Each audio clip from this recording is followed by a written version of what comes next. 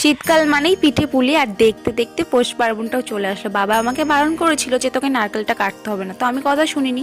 তো বারণ করেছিল শুনিনি, যেমন আমার হাতটাও কেটে গেল।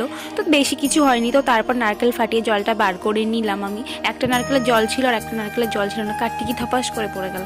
তো তারপর নারকেল দুটো কেটে নিয়ে আমি নারকেল পুড়ে আমি সাইডে রেখে দিয়েছি। আর আমাদের এখানে নিয়ম আছে, পিঠে পুলির দিন সবার বাড়িতেই গোবর দিয়ে, কারো বাড়িতে আতর চাল দিয়ে পুরো বাড়িটা ঘেরোয়া করে রেখে দিতে। তারপর মা সবকিছু গুছিয়ে পিঠে করা শুরু করে দিল। তো ফার্স্ট আমাদের করলো কাস্তে পোড়া পিঠে, তারপর করলো তেলে পিঠে। আর তোমাদের ওখানে গিয়ে এই পিঠেগুলোকে কী বলে আমাকে কমেন্ট করে জানিও। আর শুধু ভাবছি কখন খাবো, বাট না, পিঠে করার সময় একটা দুটোই খেতে ভালো লাগে, তারপর আর ভালো লাগে না। জানি না এটা কেন হয়। তো তোমাদের সাথেও কি এটা হয় আমাকে কমেন্ট করো। তারপর কুলে পিঠে করিলাম, গল্প করতে কুলে পিঠে করলাম। তো আমি ভালো পারি না, যেমন পারি তেমনই করেছি। মা বলছে আস্তে আস্তে হবে সব কিছু। তো তারপর আমি খেজুরের ঝোলা গুড় দিয়ে কাস্তে পোড়া পিঠে খেলাম। তো আমি খেতে থাকি, তোমরা চ্যানেলটাকে সাবস্ক্রাইব করে দাও। টাটা।